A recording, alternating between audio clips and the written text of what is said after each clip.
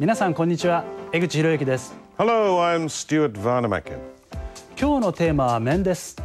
Stuart, Yes. I understand that you are very interested in masks. Yes, I think they're fascinating.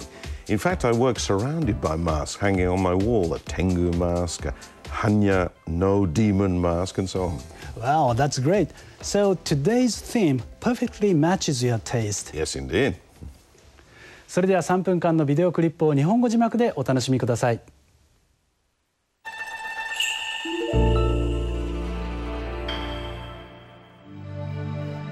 An extensive array of masks, some representing deities, others animals. Here's a grinning face. And here's a scary-looking fox. Japanese masks are very diverse. Masks play an important role in festivals. Since ancient times, people in Japan have believed in a multitude of different deities, and festivals feature various deities as characters. People act out these roles wearing masks. These characters delivering delightful dance moves are called Hyotoko and Okame. They are familiar faces at this festival, which has been celebrated since around the 17th century. Hyotoko is often regarded as a god of fire. His twisted mouth symbolizes him blowing on the fire to make it burn even more. And this plump female deity is Okame. She is said to be a goddess of the arts who brings good fortune. Masks become richly expressive the moment people put them on and begin performing. This man is wearing a mask of Daikokuten, a god who brings wealth. With flowing hand and arm movements, the wearer brings the mask to life.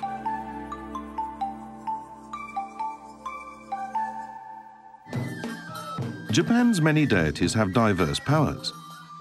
By wearing masks of various gods at festivals, people can assume their roles and dispense their respective blessings.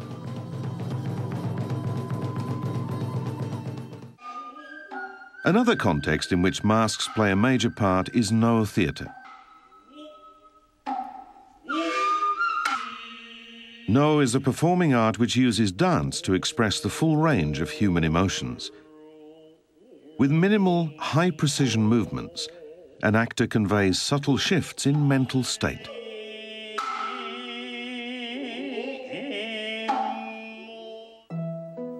Many female masks are used in Noh. Young women, fearsome crones, pure celestial maidens. There are more than 20 kinds, each made for a specific character type. It's the Noh mask makers who endow the masks with amazing expressiveness. The most difficult part of coloring a mask is harmonizing the light skin tone and the stark black lines of the eyes and hair. To achieve this, Indian ink is mixed with aged soot. To give a deep, aged look to the mask, pigments that have been aged for 3 or 4 years are used, and several coats are applied over a period of 1 week while using additional materials like soot for shading. By employing a whole gamut of subtle techniques of this kind, an artisan breathes life into a mask. From festival masks to those used in performing arts, there are literally so many faces to Japanese masks.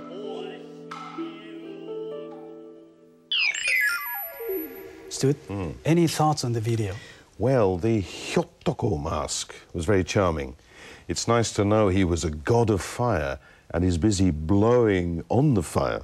Yes, masks of gods and demons appear in quite a lot of festivals. That's often fun, but sometimes scary too. Right.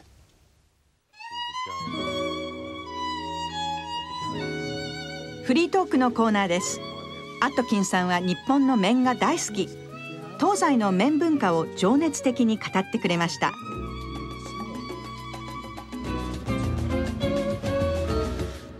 Stuart, Yes. you said earlier that you have some Japanese masks on the wall of your office. That's right. What aspects of them attract you so much? Well, I suppose my interest relates to my great love of theatre. I think it's because masks have a very mysterious feeling, something otherworldly. I see. In Japan, no masks in particular are said to represent evil spirits of the dead and supernatural entities, they certainly assume a kind of mysterious atmosphere. Yes. How about in Western theater? Are masks often used?